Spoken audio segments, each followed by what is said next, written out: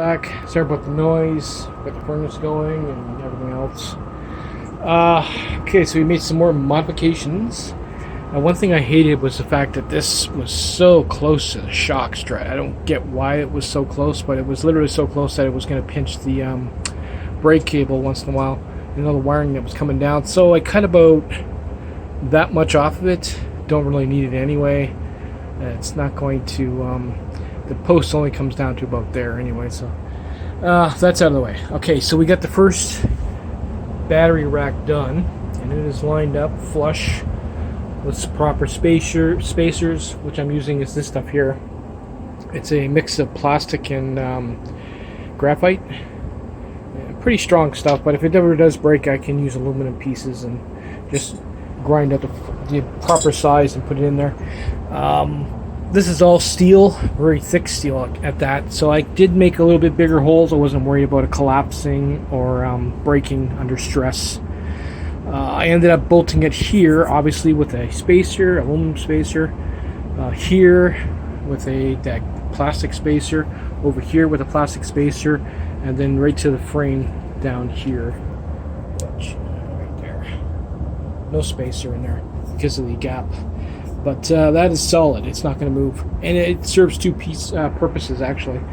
The hooks on the battery pack, once it's hooked onto there, if I didn't have these bolts here and here, it would just slide right off the rail. So this keeps it from going anywhere, and also gives it strength. Here's a problem that I was not expected to run into. Now what I got to do is I got to duplicate it so it doesn't look odd. This is the problem. I got the hole duplicated that lines up, line up there.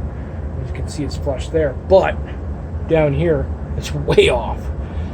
That was a bad weld on my part when I originally built the bike.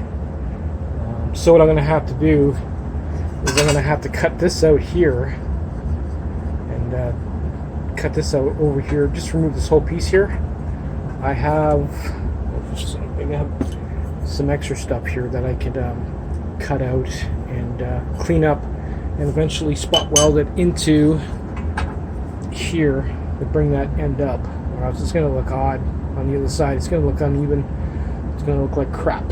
So I'm not, if I'm going to go through all this trouble, I want to make it look good the first time.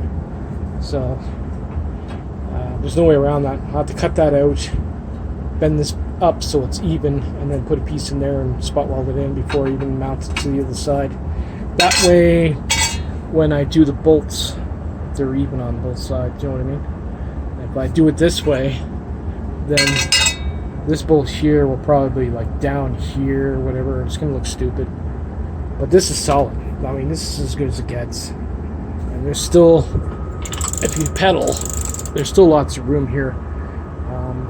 Obviously, you're not going to be able to put your foot on your tippy toes on and without hitting this. But if you just have your foot centered, and I pretty much don't pedal that much on it anyway. Like, it's an e-bike, so it should be fun. But I know this is going to rip off. It's not going to loosen up or start bending the frame because the frame is all one piece now. X, you got this frame coming down, plus this one coming down. Bolted to here, bolted to here, bolted to here. There's no way. This is one solid piece now. I might have to relocate the hole was already there, by the way. I might have to relocate that sway bar for the brake. I'm not too worried about that. I would like to put that on the inside of the frame versus on the outside. This is the design things you run into when you redesign a bike. But this one I'll do off camera. Because obviously it's going to take some time and a little bit of hacking and grinding to go. And once I get this straightened out, we'll do the other side.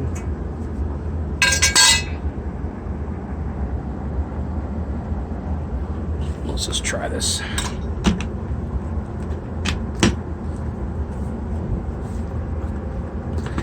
It's one-handed here. Yeah, it locks in there. And see, as you can see, it will come back. But it'll stop at the bolt, but it's plastic, so it's not gonna damage at all. This here will be grinded off or grinded down. Little things, you know what I mean? comes to designing, that the rack is straight. Now the reason the box isn't straight is because once I'm done, when I do my original boxes, it'll be out maybe like that, and I gotta put a chunk of rubber on the inside of the box that will hit the frame. Then I'll bring it out like that. But for design purposes, I don't care if it's on an angle or not. Pull this unlocks it, and it comes right out. Cool as that. It should work pretty good until it cracks.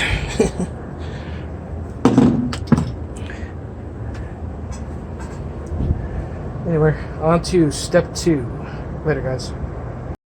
Yeah, I would say it was off just a bit.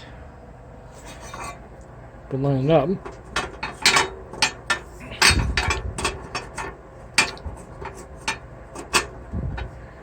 There. That'll work, and there's how much it was off.